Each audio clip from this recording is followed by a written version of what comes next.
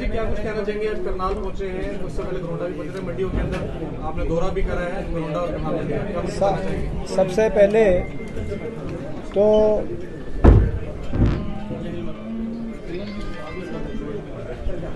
क्योंकि हमारी जो प्रेस कॉन्फ्रेंस है वो लगभग 1 घंटा देरी से शुरू हो रही है, तो उसके लिए आपसे क्षमा मांगते हैं। लेकिन क्षमा के साथ साथ आपको ये जानकारी में कि ये सारी जिम्मेदारी सरकार की।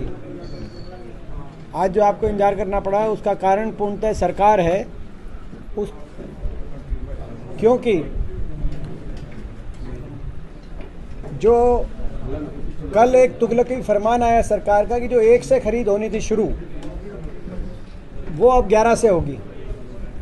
उसके बाद ऐसी परिस्थिति बनी कि आज हमारी पानीपत में प्रेस वार्ता थी और फिर यहाँ थी, मगर बीच में कई मंडियों में हमें जाना पड़ा। पानीपत मंडी में हम गए, घरोंडा मंडी में गए, करनाल मंडी में गए। ऐसी परिस्थिति बनी। आज प्रदेश का किसान इतना दुखी है, एक के बाद एक ये सरकार प्रदेश के किसान को जख्म देने का काम कर रही है, प्रदेश के किसान को चोट मारने का काम कर रही है। और हमारी मांग है सरकार से इस संदर्भ में, सबसे पहले हम ये आपको आपके माध्यम से कि तुरंत खरीद शुरू की जाए धान की। किसान की और मजदूर की जीत है और इस खट्टर दुष्यंत सरकार की सरासर हार है। आज ये तय हो गया। छोटा सा सवाल है, धान की खरीद कल से शुरू हो रही है। ये पहले आप ये अगर अपडेट अगर पहले होगा तो मुझे पता नहीं। अगर वेरीफाई है, हाँ जी, सीएम का बयान है सर। एक बार वेरीफाई है क्या? हाँ जी, एक बार दिखाओ। सीएम का बाइट चल रही है सर दिल्ली के अंदर, अभी उनकी मुलाकात हुई है और ये तभी मैं आया हूँ वहाँ से। देखो आज तो मंडियों में मेरे दौरे थे। आज तो मंडियों में मेरे दौरे थे। कल से मंडियों में हुड्डा साहब के दौरे थे, करनाल से ही शुरुआत। तो आप समझ सकते हो डर गई है सरकार। अगर सरकार ने सही नियत से किया करना होता तो 25 से 1 और 1 से 11 की तारीख नहीं देते। तारीख 11 की रखी सरकार ने, लेकिन बहरहाल किसान के दबाव में ही, विपक्ष के दबाव में ही ये जो सरकार ने अगर ये फैसला किया है, हम इसको प्रदेश के किसान की जीत मानते हैं इस फैसले को, और इस सरकार की हार मानते हैं। कांग्रेस का कार्यक्रम देंगे, ये तो व्यक्तिगत कार्यक्रम है, इसको लेकर शायद कांग्रेस की फूट जाकर के इस कार्यक्रम को लेकर। देखिए, ऐसा है कि मैं कांग्रेस वर्किंग कमेटी का सदस्य हूं, कांग्रेस कार्य समिति का सदस्य हूं। संगठनात्मक विषयों पर मेरी जो भी राय होती है, क्योंकि मैं पार्टी के सर्वोच्च प्लेटफॉर्म का एक सदस्य हूं, मैं उसी प्लेटफॉर्म पे अपनी राय रखता हूं।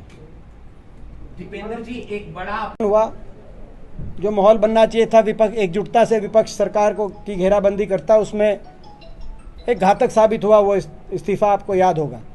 लेकिन बहरहाल उनका दृष्टिकोण था कि 3 कानूनों की वापसी की लड़ाई तब संभव है जब विधानसभा से बाहर आओगे। तो मैं उनसे पूछना चाहता हूं आप लोग के माध्यम से, इनेलो से, कि क्या आज उसमें क्या बदलाव हुआ है? क्या 3 कानून वापस आ गए, हो गए, या अगर नहीं हुए तो अब क्या उन्हें दृष्टिकोण में बदलाव हो गया और अब वो ये मानते हैं कि अब विधानसभा और संसद में जाके ही लड़ाई लड़ी जानी चाहिए? क्योंकि ये हो सकता है बदलाव तो सृष्टि का नियम है, वो बदल गए तो सार्वजनिक तौर से कहें कि 10 महीने जो एलनाबाद के विधायक नहीं रहे, वो कहीं ना कहीं उनका दृष्टिकोण ठीक नहीं था, विधानसभा के अंदर जाके ही लड़ाई लड़ेंगे। या अगर वो उसी दृष्टिकोण पर टिके हुए हैं कि इस्तीफा देके ही लड़ाई लड़ी जाएगी, तो क्या वो चुनाव जीतने के बाद फिर इस्तीफा देने का काम करेंगे? उनको इस बात को स्पष्ट करना चाहिए। चुनाव,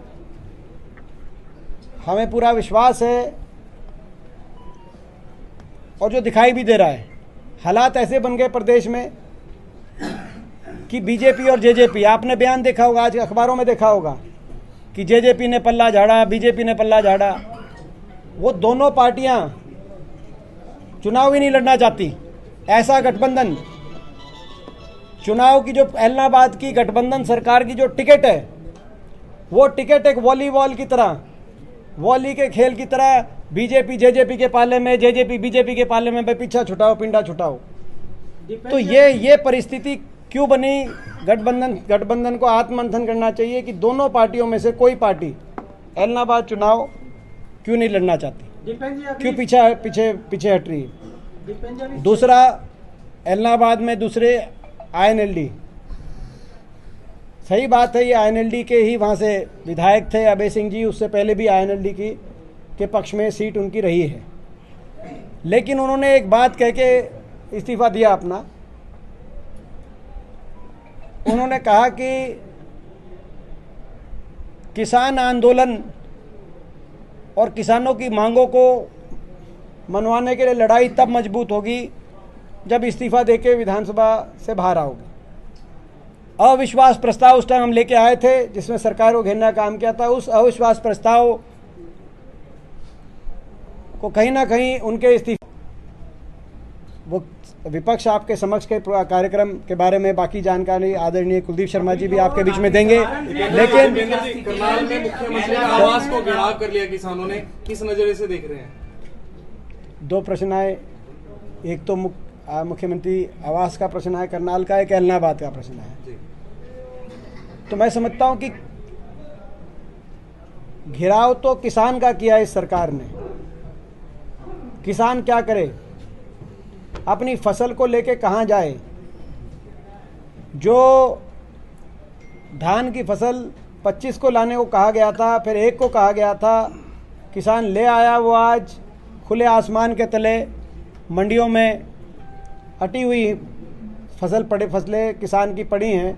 बूंद आते ही फसल खराब, गर्मी से अगर बूंद नहीं आई तो गर्मी से डिस्कलरेशन जो जलना बोलते हैं, धान की फसल तब खराब।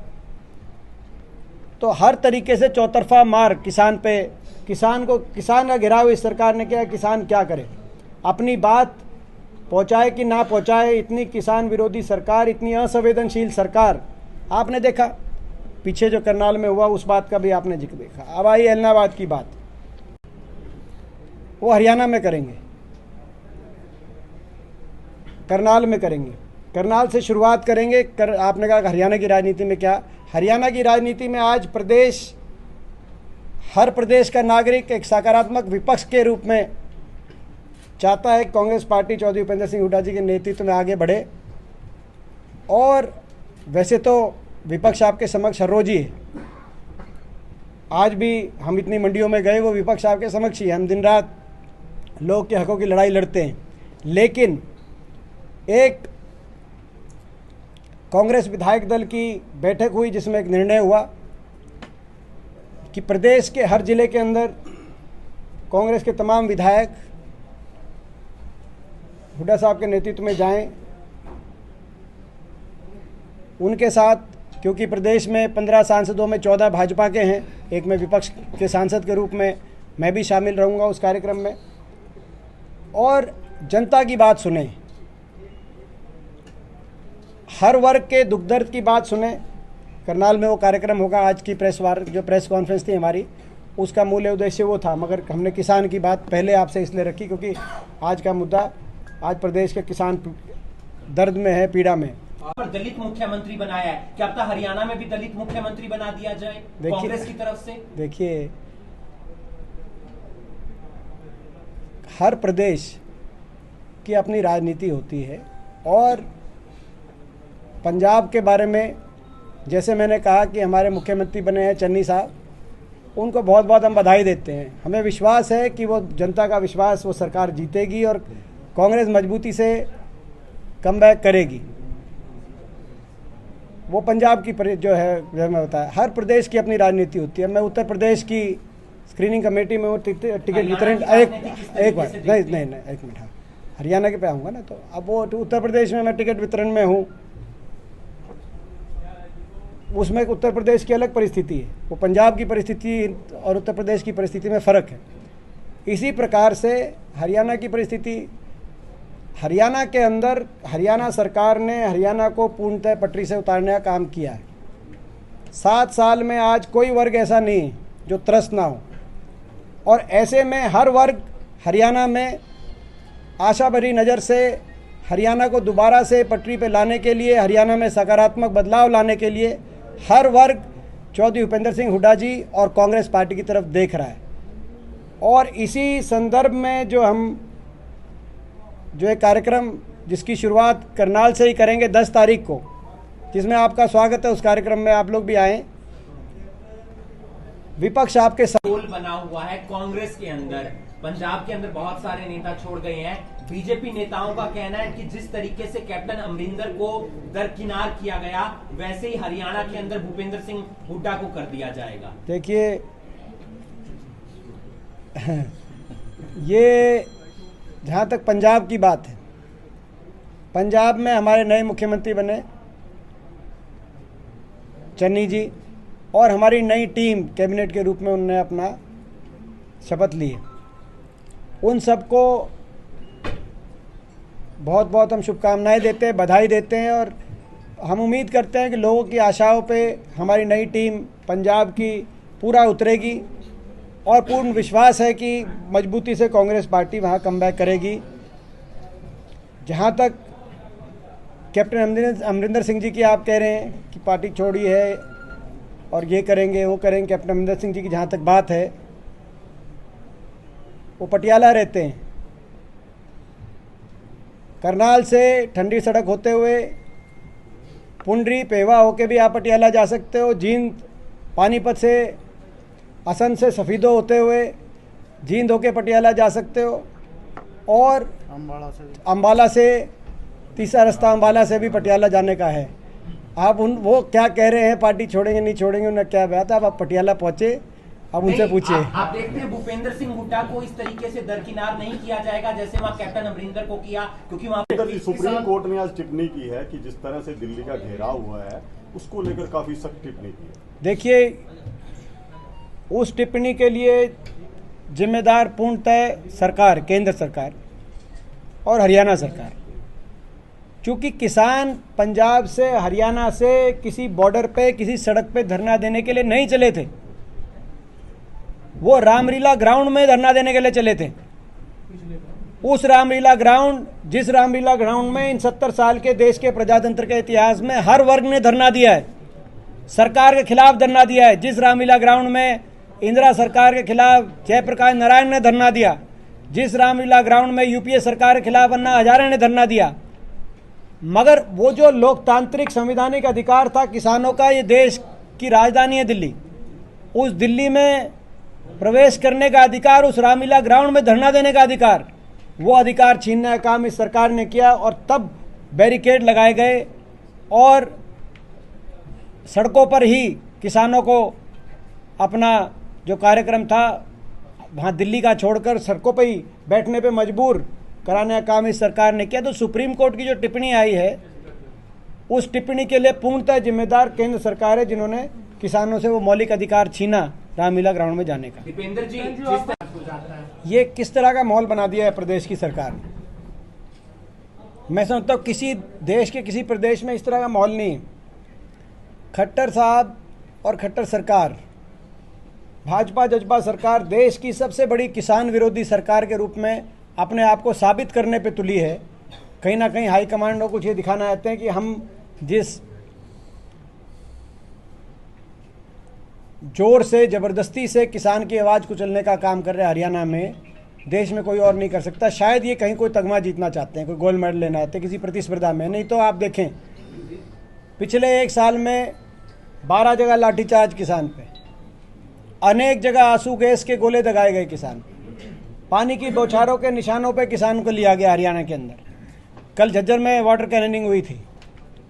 हजारों किसानों पर अलग अलग मुकदमे, देशद्रोह तक के मुकदमे जिसमें शामिल हैं। किसी और प्रदेश में आपको ये सारी चीज़ें का कार्रवाई, कोई एक इक्का दुक्का घटना भी आप मेरे को बताएं। तो ये क्या माहौल बना रखा है ये हरियाणा सरकार ने, बड़ा दुर्भाग्यपूर्ण है। यही कारण है कि कोरोना में तो लोग क्वारंटीन हुए थे। ये हरियाणा की प्रदेश सरकार ये जो खट्टर सरकार और दुष्यंत सरकार, भाजपा जजपा सरकार, ये भी अपने घरों में क्वारंटीन, चंडीगढ़ में क्वारंटीन हो चुकी है सरकार। लोगों का और सरकार का इतना बड़ा फासला है लोगों और सरकार। एकड़ जो पिछले साल 33 क्विंटल, जो हमारी सरकार थी तो कोई कंडीशंस नहीं होती थी ऐसी। पिछले साल सरकार ने 33 क्विंटल की एक कंडीशन लगाई प्रति एकड़, उसको घटाकर इस साल 25 क्विंटल प्रति एकड़ 25 क्विंटल करने का काम हुआ।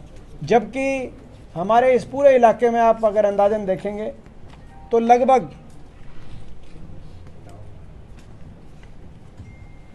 35 के आसपास एवरेज आपको दिखाई देगी। 35, 36, 37 क्विंटल तक प्रति एकड़ पैदावार है। तो बाकी की जो पैदावार है वो किसान कहाँ लेके जाएगा।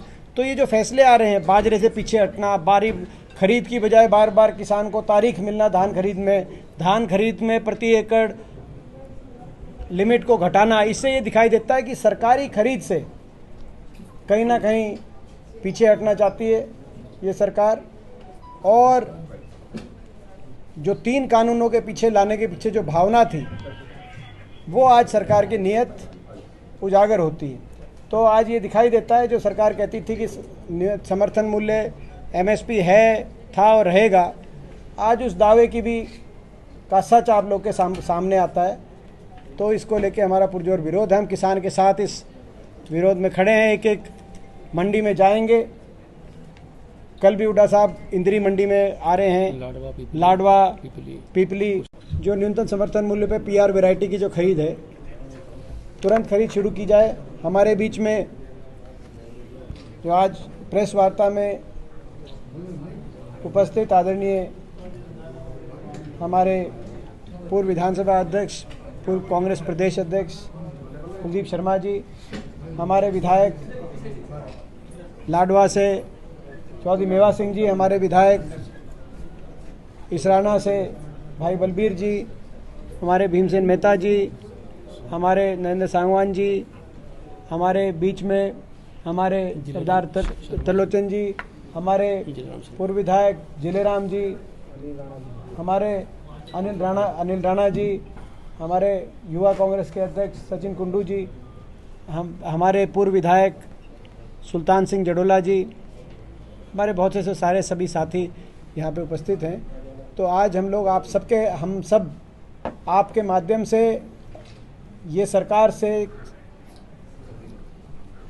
मांग रखते हैं कि तुरंत खरीद शुरू हो। और इसमें खरीद में 2 बातें और हैं। सरकार की नीयत भी दिखाई देती है। जो पहले बाजरे की सरकारी खरीद से न्यूनतम समर्थन मूल्य के अपने खुद के वायदे से सरकार पहले मुकरी, उससे पीछे हटी। उसके बाद धान में